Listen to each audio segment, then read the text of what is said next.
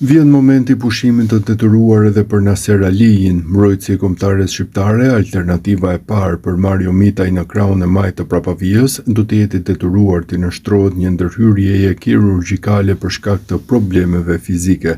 Mbrojtësi luajti dje përballë Elbasanit me fanellën e Dinamos duke mbajtur dashurinë e kapitenit, por pas ndeshjes trajneri Ilir Daja bëri të qartë se lojtari duhet të operohet për shkak të problemeve me pubalgjin që e kanë kushtëzuar shumë.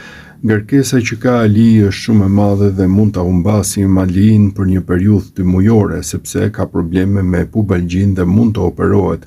E ka luajtur i sforcuar, shpjegoi Daja pas duelit. Kësaj pritet që Ali të kryejë ndërhyrjen kirurgjikale për të shmangur problemet të mëtejshme në një periudhë ku shihet qartësisht që ajo është planifikuar në mënyrë të tillë që të jetë në formën optimale në fundin e muajit mars, kur luhen sfidat e play-offit të kombëtares për kualifikimin në botror.